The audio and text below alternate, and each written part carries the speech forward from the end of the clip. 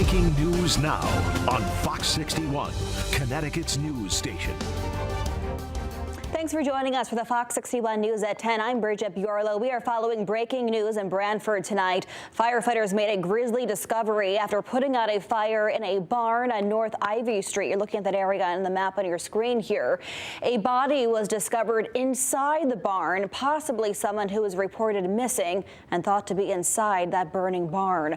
Although flames spread to an adjacent unit, firefighters were able to swiftly bring them under control. The Branford Fire Marshal, Branford Police, and the Connecticut State Police are all investigating. Fox 61 is heading to the scene right now and will bring you information and video as soon as we get it. Also tonight, the Connecticut mother, whose almost 50-year crusade for justice for her murdered daughter is finally laid to rest. Dorothy Moxley has died at age 92. The family says Dorothy Moxley died from flu complications and possibly pneumonia at her home in New Jersey on Tuesday. Moxley fought for decades to solve the murder of her daughter, Martha Moxley, a 15-year-old girl who was clubbed to death outside her home. In October 1975, Martha Moxley's body was found at the family estate in Greenwich, right across the street from the family home of Michael Skakel, a Kennedy cousin. Skakel was convicted in her murder back in 2002, but the state Supreme Court vacated his conviction in 2018. Dorothy Moxley granted Fox 61 an exclusive interview in May 2018. She spoke about her daughter and coping with all that's happened in the years since Martha was killed. Once someone in your family is murdered, it never goes away. It just never goes away. But you learn where to put it. You know, it's there on the coffee table, but it's there. You know, maybe you don't handle it you don't have to pick it up every day, or you don't have to dust it every day, but it's there. Moxley told us she carried on by finding joy in the small things, such as her cat Sergeant, Orchid, and the Yankees. Dorothy Moxley was 92 years old, and you can read more about her at fox61.com. Now to a crime wave. The police in East Hartford and Manchester are investigating tonight a series of ATM thefts. Fox 61's Kate Pattyfoot has that story tonight. 2 ATM robberies happened on Christmas. One of them happened right here at the Valero gas station on Silver Lane. The Valero gas station in East Hartford off of Silver Lane was broken into on Christmas. Thieves forced open the front door and stole the ATM. The door has since been put back together with the help of the lumber you see on your screens. Neighbors in the area that come here often are shocked. I feel violated along with him. You know, I feel violated. This is a store that's in the community, and it's here to service the people. So he's not here to service the thieves. He's here to make a profit, to take care and provide for his family as well. Other people I spoke to say they know the owner and feel bad that this happened, especially on Christmas. Officers say when it comes to ATMs in the stores, they shouldn't be visible and they should not be in the front. There's not much information on the thieves that took the ATM, but we do know they were driving a black Acura MDX. In East Hartford, Kate Pattyfoot, Fox 61, Connecticut's news station. All right, Kay, thank you very much. Well, if you enjoyed today, get ready for even more warm weather tomorrow. Let's check in with meteorologist Sam Sampieri for a first look at the forecast. Sam, how's it shaping up? Well, as you're saying about a warmer day tomorrow, I'm talking about one more bitter cold night tonight, Bridget, because we're already down to 16 in Granby, Windsor, 18 Bristol, 21 in Chester. So teens and lower 20s across many parts of Connecticut. Even down in the shoreline, we're down to 22 in Branford, 18 in Torrington, and 24 in the Groton, New London. High pressure in control, calm winds, good radiation of cooling. That's why it's going to be so cold. Down into the teens. I think some towns by tomorrow morning, you don't see it here, but we can get down to 9 or 10 degrees, for example, Bakerville or Staffordville, some of those colder valleys. And then during the day tomorrow, mostly sunny skies, some high clouds will start to dim some of that sun, but a milder day. Look at this, mid to upper 30s, sun going down at 4:27. That's an extra 8 more minutes than we had when it was going down at 4:19 a couple of weeks ago. So getting a few minutes of daylight now, and on the other side of at winter solstice. And on the other side of Christmas, look at these high temperatures, 35 to 40 by tomorrow afternoon.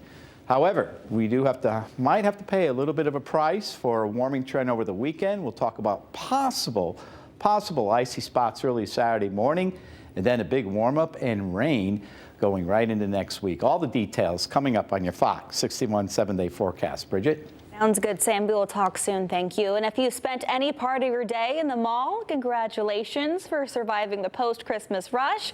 West Farms was jam-packed all day long with people making their unhappy returns and just shopping for some bargains. Fox 61's Julia LeBlanc was there for the international retail holiday known as Boxing Day.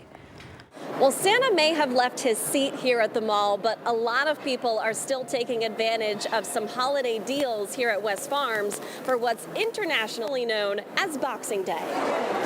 The day after Christmas and Hanukkah, some local malls are flourishing with foot traffic. We've done some Christmas shopping, and now we have some Christmas presents that we need to exchange and return. Raisa Armada and her daughter Sienna are braving the crowds at West Farms Mall for what has become a family holiday tradition. It's just a sort of a way of, getting things in and out of the house and making sure that everyone got what they wanted and gets to enjoy their new presents. They're joined by many others to catch long-lasting deals, make some returns, and buy new things. In the UK and Canada, this day is observed as Boxing Day, and many American retailers are catching on. Gift card redemption is a big day, the week leading after Christmas. I think it's a great day to come back in and take advantage of those post-holiday sales and pick out something just for you. Those deals are what drag people in year after year. Her husband's my brother, and he used to say, "Are you two nuts? You're going out the day after Christmas?" I said, "That's when we get all our bargains." And Jeanette Richard and her shopping squad are getting smarter. They bring in reinforcements to shop until they drop. And last year, we didn't have a cart, and our arms were killing us as we walked out with the bags. So I mentioned it to my friend. She goes, "I've got a cart." I said, "You can come with us." It's a tactic they'll be sure to make their new tradition as they find steals to send them into the new year. Hot cocoa, which is regularly $30, and what did we get it for?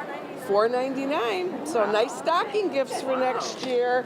We did good. We did real good. A type of commitment retailers are starting to rely on. That post-holiday week is a really important week for retailers as they're looking to meet their goals for the 2024 season. Well, if you couldn't make it out on Boxing Day, you still have time, of course, to make those returns. Just check your receipts to make sure you don't miss the window.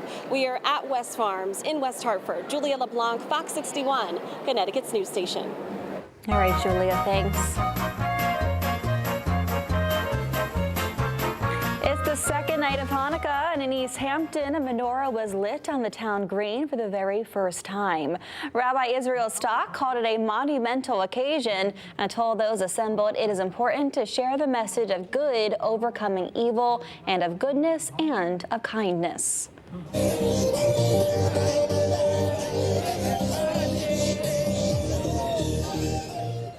And last night, New Haven held a ceremony to light its giant menorah on the green to mark the beginning of the Jewish holiday. The menorah stands 30 feet tall. This was the 43rd year New Haven has held a public ceremony to celebrate the 8-night holiday, which commemorates a victory over oppression. Thousands of years ago, according to tradition, the oil in a lamp was only supposed to last one night, but instead kept the flames burning for 8 straight nights, inspiring the Jewish army to overcome its enemies.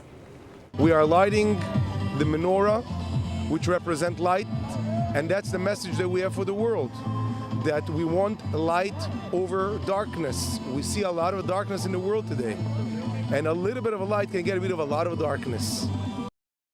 In addition to the lighting ceremony, there was music, dancing, and festive food. Hanukkah lasts through January 2nd this year. And tonight, the 7-night celebration of African American culture, Kwanzaa, got underway. Take a listen.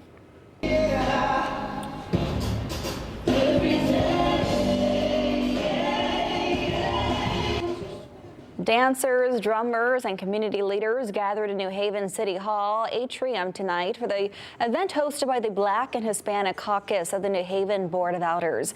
The annual celebration of African American and Pan-African cultures reaffirms history, values, family, and community. New Haven is a city that is full of culture, and we have great performances. We have dancers, we have drummers, but the most important part is talking about the principles that Kwanzaa represent. Unity is the most important one because we have to stand united. The theme of this year's celebration is Let Your Light Shine, and that was evident in the dancing, drumming, and joy of those taking part tonight. The observance of Kwanzaa runs through January 1st. Myra Kimura's Cultural Corner on Albany Avenue in Hartford has a full afternoon of Kwanzaa activities planned. Doors will open at noontime. There will be bingo, and at 2 p.m. a Kwanzaa celebration program followed by a community dinner that starts at 5:30. In other news tonight, the airports are quiet for now after a very busy day. Bradley was bustling, and tomorrow is expected to be even busier. We sent a crew to Bradley International this morning to monitor the lines and even speak with travelers. There were periods when lines were so backed up and other times when there was no wait at all for security. Marissa from Monroe says she was surprised by how many people were at the airport. There wasn't a lot of traffic, but once I got here, it's packed. I've never seen the airport so packed. Marissa tells us she's trading in the Connecticut cold for warmer weather in Miami. As a reminder, whether it's Bradley, Tweed, Logan, or TF Green, get to the airport early. The advice is 2 hours at least ahead of your flight. Security lines fluctuate throughout the day, and it's best to play it safe so you don't run into any issues. Most airlines, again, recommend arriving 2 hours before your scheduled departure, so give yourself extra time.